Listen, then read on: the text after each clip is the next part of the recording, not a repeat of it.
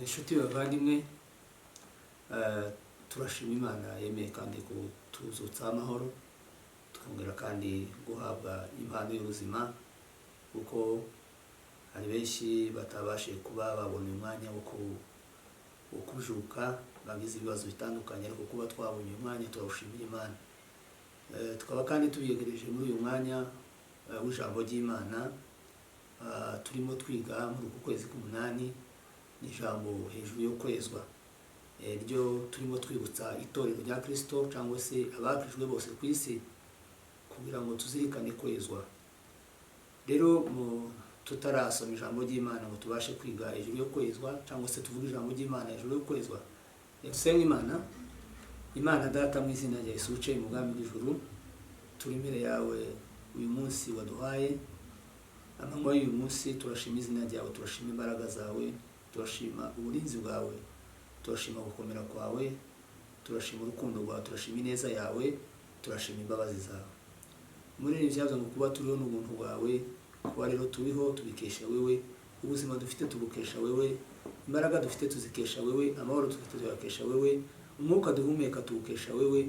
Ishimwe rikugarukire kuko urabikwiriye Mwami.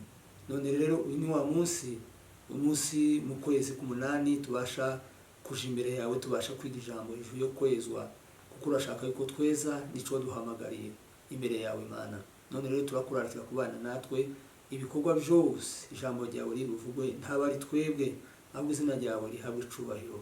Kubagiye kumva, kubagiye gutegera, ngira ico rikora ku mitima yabo, rigitse impindura mu mitima yabo, mu izina rya Yesu uciye mu bwami bw'ijuru. Urakoze rero kubana natwe mu izina rya Yesu tubisaba twizeye, amen. Uko nari bivuze yuko kuno ari ukwezi tubasha kwigisha itorero rya Kristo cyangwa se kongera gukangura itorero rya Kristo ku isi, abadutega amatwi hejuru yo kwezwa. Kuno kwezi Imana yaduhayemo ijambo kugira ngo tubashe kongera kubutsa itorero kwezwa, kwitunganya biciye mu ijambo ry'Imana, biciye uburyo bwinshi bwo kwezwa. Ubwo rero reka dusome ijambo ry'Imana kugira ngo dukomeze kwiga ijambo ry'Imana kandi turebera hamwe mu byanditswe byera. Uyu munsi rero, mbere tutarasoma ijambo ry'Imana, nashakaga yuko tuvuga hejuru yo kwezwa. Ubundi twarabivuze ubushize, twavuze yuko kwezwa ari urugendo, kandi tuvuga yuko ari ubuzima. Yani ni urugendo umuntu agenda kandi umunsi ku wundi, kandi ubundi bukaba ubuzima bw'umuntu. Ni ukuvuga ngo ubuzima bw'umuntu Imana irabushaka ko ubuzima bwo kwezwa, kandi bwezwa umunsi ku wundi. Kwezwa ni urugendo. Ubundi rero kwezwa ni ikintu kinini cyagutse dusanga mu ijambo ry'Imana, uhereye mu isezerano rya kera ukageza no mu isezerano risha. Hariho amagambo menshi agenda avuga hejuru yo kwezwa, tubisanga ndetse no mu Balewi niyo havuga amagambo uko Yesu isezerano rya kera ryari rimeze. Abantu batambaga ibitambo, kandi hakaba n'abatambyi babasha kuja imbere y'Imana bitambira ibitambo kugira ngo babashe kweza abantu babatambira ibitambo. Mu isezerano rya kera twasanze hariho Abalewi, abo ni abantu Imana yari yahamagaye ibatandukanya n'ubundi bwoko cyangwa se batandukanya n'indi miryango kubw'impamvu yo gukora umurimo w'Imana. Rero kwezwa ni ugutandukanywa, ugatandukanywa n'ikibi, ukerezwa umurimo w'Imana. Ibyo rero tubisanga muri iryo sezerano rya kera cyane mu Balewi. Tugasanga abatambyi barakoraga umurimo w'Imana, batamba ibitambo, biyereza abantu, baje imbere y'Imana mu buryo bwo kuramya, bayobora amateraniro cyangwa se bayobora kuramya Imana. Ubundi no mu isezerano rusha nabyo tubisangamo, kuko Yesu Kristo mu ijambo ry'Imana riravuga ngo yaduhinduye kuba abatambyi, ndetse aduhindura ngo kuba ishanga ryera. Dusomye muri Petero wa mbere ibice 2:9 niho dusanga ayo magambo, kuko Imana yaduhinduye ishanga ryera, iduhindura kuba abatambyi b'ubwami bw'Imana. Rero no mu isezerano rishya hari ibyo Imana ishaka yuko kuba twakwera imbere yayo, kuko niho dushobora gusoma ijambo ry'Imana, niho duhera. Turasoma ijambo ry'Imana mu gitabo cy'Abatesalonike ba mbere ibice 4:7. Twongere kandi dusome mu gitabo cy'Abaroma ibice 12:1. Reka dutangire dusome Abatesalonike ba mbere ibice 4:7, tumva uko bavuga. Hanyuma twongere dusome Abaroma ibice 12:1. Turara kuhasanga amagambo yo kwezwa, kuko nibyo tuhaye twiga. Reka dusome mu izina rya Yesu. Abatesalonike ba mbere ibice 4:7. Ijambo ry'Imana rivuga ngo Imana ntiyaduhamagariye kwanduzwa, ahubwo yaduhamagariye kwezwa. Dusubiremo, Imana ntiyaduhamagariye kwanduzwa, ahubwo yaduhamagariye kwezwa. Reka dusome Abaroma ibice 12:1. Haravuze ngo nuko bene data n'abinginga kubw'imbabazi z'Imana ngo mutange imibiri yanyu ibe ibitambo bizima byera bishimwa n'Imana, ariko kuyikorera kwanyu gukwiriye. Amen. Reka dusubiremo. Haravuze ngo nuko bene data ndabinginga kubw'imbabazi z'Imana ngo mutange imibiri yanyu ibe ibitambo bizima byera bishimwa n'Imana, ariko kuyikorera kwanyu gukwiriye.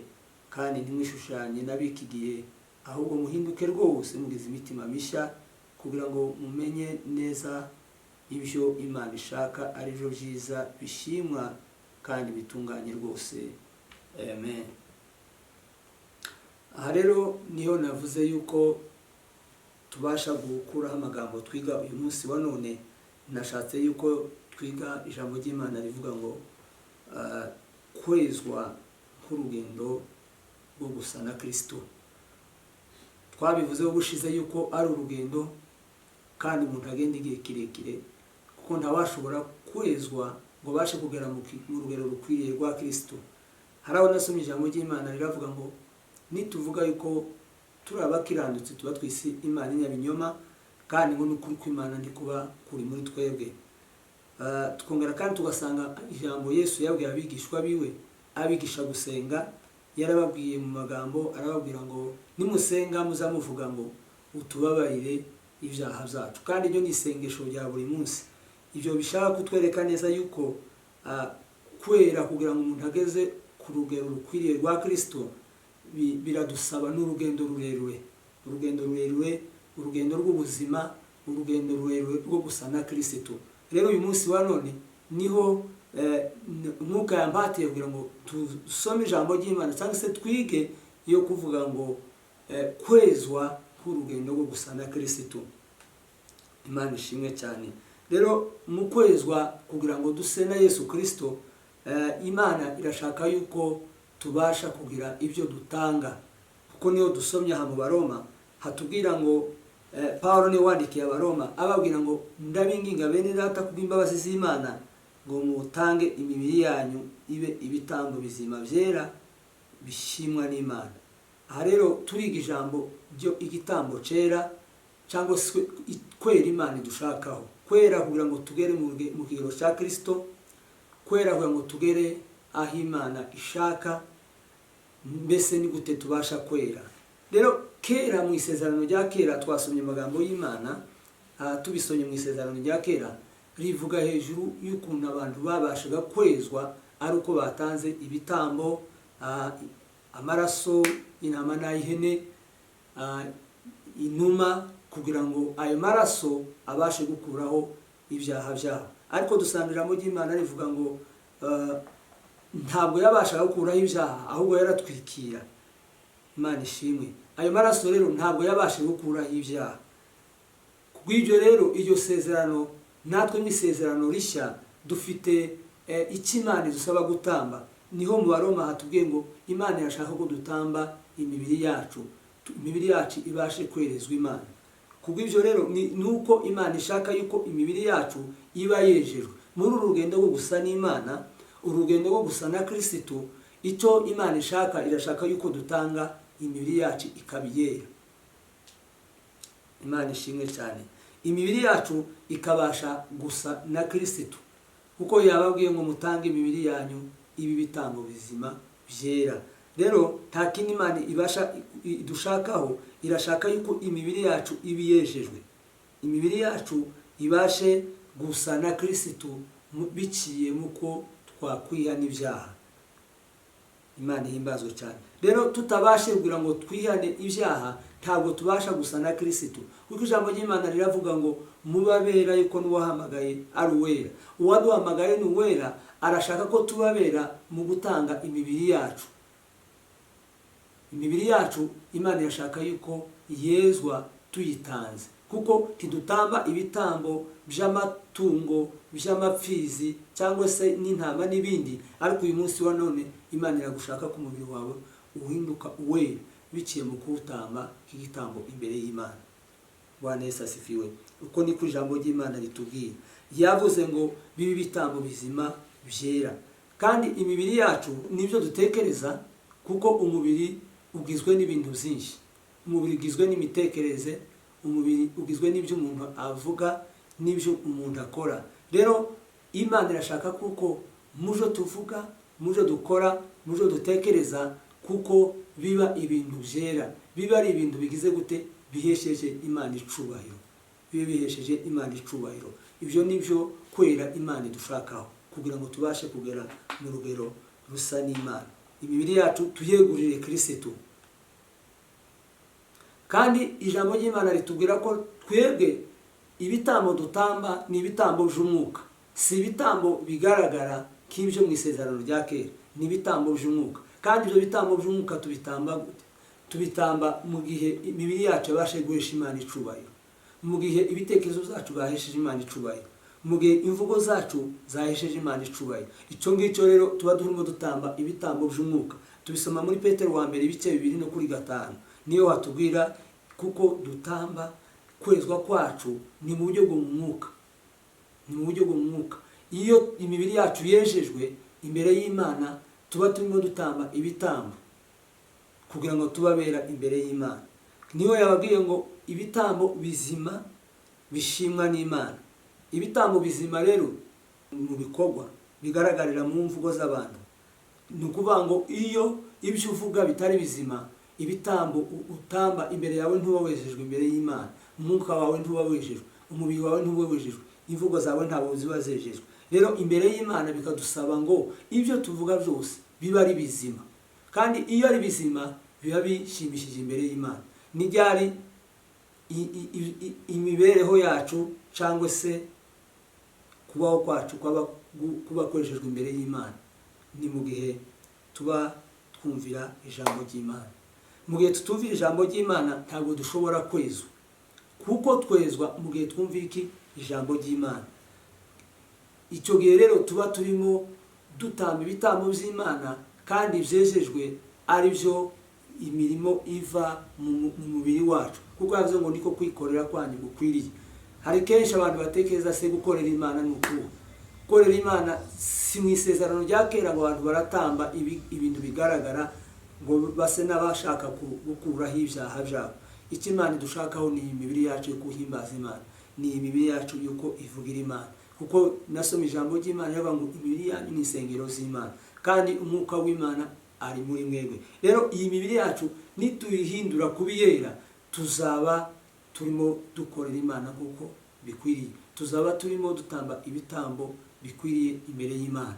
Kandi icyo gihe tuzaba turimo twezwa muri twebwe. Icyo Imana ishaka yuko twezwa niki? Imana irashaka yuko imibiri yacu yezwa. Imana irashaka yuko ibitekerezo zacu byezwa. Imana irashaka yuko ibyo tuvuga byezwa imbere y'Imana, kugira ngo bigaragare bishimwe. Kuko ibigize umubiri wacu nibyo Imana ishaka yuko byera, nibyo bibasha gukorera Imana kandi byejejwe.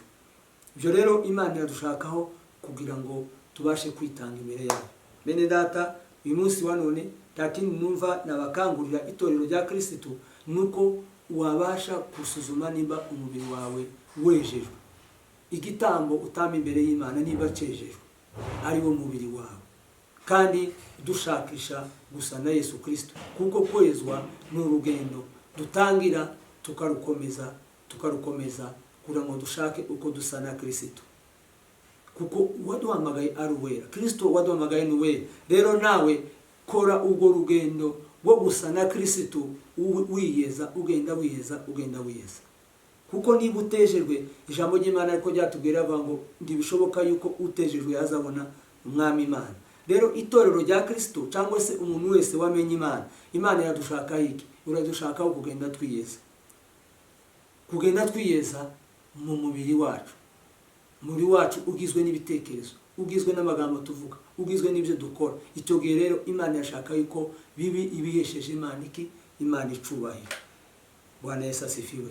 Muri kino gihe rero mwene data ndakwinginga, ndagusaba kugira ngo umenye imbere y'Imana niba wejejwe, umubiri wawe niba wejejwe, ibitekerezo byawe niba byejejwe, imvugo zawe niba zejejwe, kuko icyo nicyo gitambo Imana ishaka kandi cyera gishimwa n'Imana. Ushobora gutambira Imana igitambo ariko kitera kandi kidashimwa nayo. Igitambo cyera kandi gishimwa n'Imana niki? Ni imibiri yacu mu gihe tugize ute tuyeguriye Kristo. Imibiri yacu ni iy'Imana, ubugingo bwacu ni ubw'Imana, buva ku Mana, ariko ibiva mu mubiri wacu si iby'Imana. Rero ni ngombwa gusuzuma ibiva mu mubiri wacu. Hari igihe umubiri ushobora gutanga ibitari byo, ariko rero turasabwa kugira gute? Turasaba kwegurira Imana umubiri wacu kugira ngo ube igitambo cyera, kuko n'ukwezwa. Iki torero rukene muri kino gihe niki? N'ukwera ku mibiri yabo, n'ukwera ku mitima yabo, kugira ngo ibe ikwiranukiye Imana, kugira ngo umunsi umwe tuzabashe kubona Imana, kuko twasomye ijambo ry'Imana ngo utejejwe ntazareba umwami Imana. Intego y'itorero ni iyi, n'ukwezwa, kandi kugira ngo bizagende gute? Tuzabona umwami Imana. Mu gihe hatarimo kwezwa mu itorero, mu gihe hatarimo kwezwa mu mitima cyangwa se mu mibiri y'abamenye Imana, tidutegereje kuzabona ubwami bw'Imana, cyangwa tidutegereje gusa na Kristo. Kuko bivuga ngo abakristo ni abakristo, n'abashaka gusa na Kristo. Mu yandi magambo, abakristo ni ukuvuga ngo abasa na Kristo. Rero uru rugendo rwo gusa n'Imana, reba ibyo ukora, reba uwo usa nawe, reba ibyo ukora, bizabasha kukwereka uwo usa nawe.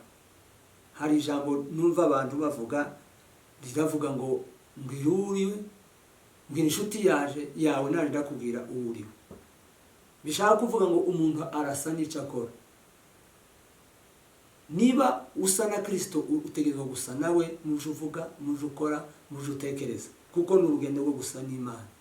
Kandi urugendo rwo gusa n'Imana birasaba iki? Birasaba kuko dusoma ijambo ry'Imana, twumvira ijambo ry'Imana kugira ngo duse nawe. Hari ijambo ry'Imana nasomye, Petero ubwo bari bagiye kubamba Yesu, umukobwa yaraje aramubaza ati uyu nguyu ko asa nawe, ndetse n'imvugo yiwe iramumenyekanisha, biragaragara yuko yagendanye nawe. Ibyo nibigaragara neza iyo umuntu agendanye na Yesu asa nawe, iyo umuntu akoreye Imana arasa nayo. Ariko muri kino gihe usanga abantu ntibasa n'uwo bavuga. Kubera iki? Kubera imibiri yabo barayifashe bayiheza isi, bayiheza kamere yabo kugira ngo yigire ubutware bwe. Niyo mpamvu ushakisha umuntu kugira ngo urebe ko asa n'Imana, ntube wabona ishusho ushaka kubona. Ariko rero icyo Imana ishaka niki? Nuko dusa na Kristo. Uru rugendo rwo gusa n'Imana, rwo kwezwa, ni urugendo twezwa, ni urugendo duharanira, ni urugendo turwanira, ni intambara turimo yo kwezwa kugira ngo duse na Kristo. Rero bavandimwe ba Kristo, itorero rya Kristo ku isi, cyangwa se uduteza amatwi ari wese, reba usa nawe mu kwezwa. Niba utejejwe, tuzasa na Kristo. Niba utari mu rugendo rwo kwezwa, ntabwo uzasa na Kristo. Ariko nuba wejejwe, uzasa n'uwaguhamagaye kuko nuwera. Kuko ijambo ry'Imana twasomye riravuga ngo Imana Kristo ntabwo yaduhamagariye kwanduzwa, ahubwo yaduhamagariye kwezwa. Icyo duhamagariwe ni iki? Ni ukwera. Reba niba uri ko wiyeza muri kino gihe, reba ibyo uvuga, reba ibitekerezo byawe, suzuma ibyo ukora, suzuma aho utuye, suzuma urugendo rwawe rwo kwiyeza kugira ngo tuzabashe kubana n'Imana. Kuko ni urugendo rw'umunsi ku wundi, ni urugendo tuzarangiza tugeze mu bwami bw'Imana, ni urugendo tugenda twiyeza uko bwije n'uko bukeye. Mbese twiyeza gute? Mbese niki Imana ishaka yuko twiyeza naco? Ni imibiri yacu tuyifate tuyitambe imbere y'Imana. Ibi bitambo bizima byera bishimwa n'Imana. Uko rero niko gukorera Imana. Iyi mibiri yacu nitiyegurira Kristo, tuzaba turimo tuyezerezwa gukorera Imana. Tuzaba turimo twezwa kubw'umurimo w'Imana. Tuzaba turimo tweza kubw'urugendo rw'ubwami bw'Imana. Tuzaba duhagaze mu nzira neza. Ikizakubwira neza yuko udahagaze mu nzira ni ukubaho mu buzima butejejwe, kubaho mu buzima ugende uko wishakiye. Ariko niba ubasha kwitunganya mu gitondo nimugoroba ukaba mu buzima bwo gushaka kwezwa, uhagaze mu nzira, amaherezo uzabona ubwami bw'Imana. Reba aho uhagaze, reba uwo usa nawe, reba niba uzabona umwami Imana, reba niba wayurwana gusa na Kristo. Kuko nicyo Imana ishaka, kandi biciye mu kwezwa. Uru rugendo nurwo gusa na Kristo. Kuko muri imwe aravuga ngo uru rugendo mfite nirwo kujya mu ijuru, Umukiza niyari naje kuriye kujayo. Urugendo dufite nurwo kwezwa, ariko kandi rugana mu bwami bw'Imana. Ntabwo ari urugendo ruhekera mu isi, ni urugendo rwo kwezwa kandi rufite iyo rujya mu bwami bw'Imana. Rero ureba ibyo wakora ko uzabasha kuzabona umwami Imana, cyangwa se urebe ko ubasha gusa na Kristo. Iyo dusa na Kristo, icyo gihe nicyo gihe tuzomubona. Mu gihe tudasa nawe ntabwo tuzamubona. Bene data, Imana mu ijuru baheze umugisha, Imana mu ijuru bakomeze imitima, Imana mu ijuru baheze gutera intambwe yo kwezwa.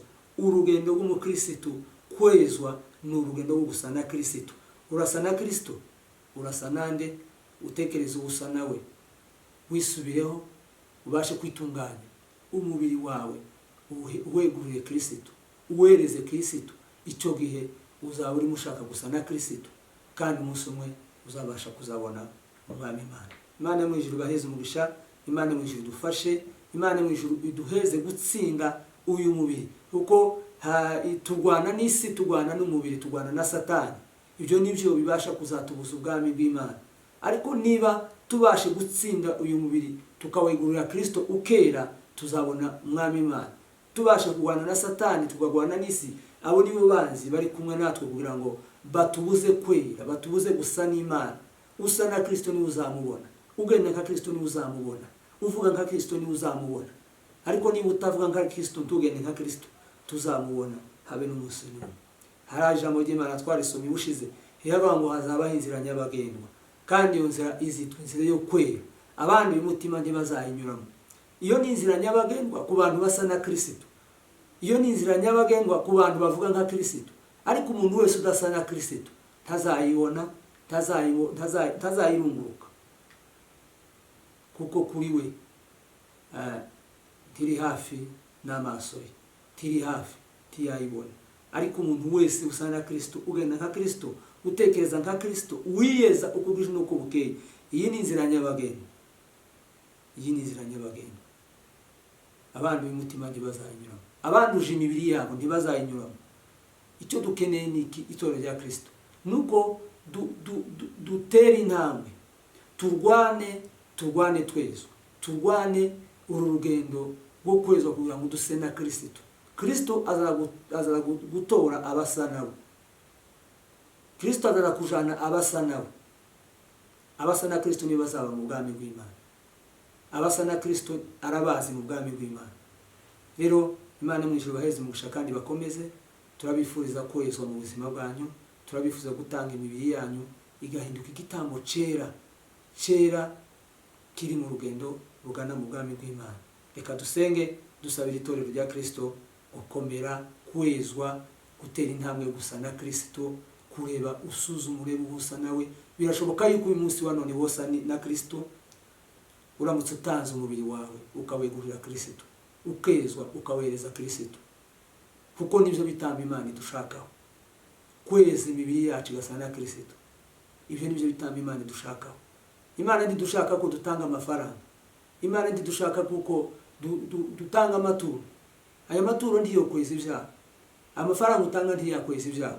Igitambo kimwe cyabonetse ni Yesu Kristo, niwe wabonetse akuraho ibyaha.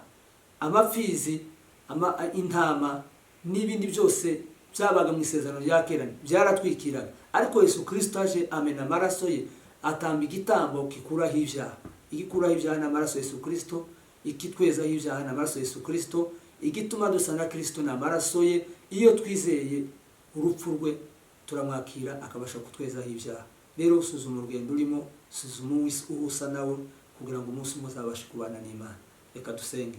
Mana, mu izina rya Yesu, urakoze uyu munsi wa none kubw'ijambo ryawe ritubwiye ngo kwezwa ni urugendo rwo gusa na Kristo.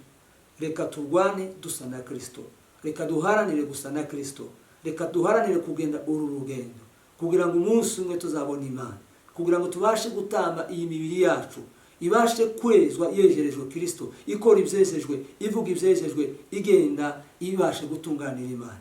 Mu izina rya Yesu turasabira buri muntu wese uduteze amatwi, turasabira itorero rya Kristo, turasabira abakumenye, turasabira abari mu mwijima bataramenya yuko waje uje gushaka intama yarizimiye.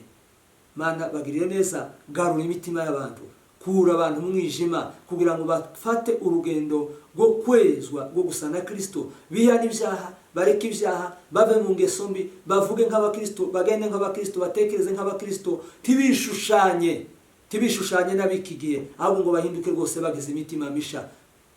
Duheze kutishushanya, duheze gukomera, duheze gutsinda biturutse muri wewe, kuko waranesheje. Niyo mpamvu abagukorera batazakogwa n'isoni. Ngaho ijambo ryawe niriganze imitima, ribashe guhindura ubugingo bwa buri muntu wese uteze amatwi, kugira ngo yitegurire kwezwa no kuzabona Umwami Imana. Data, urakoze cyane muri uyu munsi wa none, ni mu izina rya Yesu Kristo tubisabye twizeye, amen. Mugira amahoro y'Imana.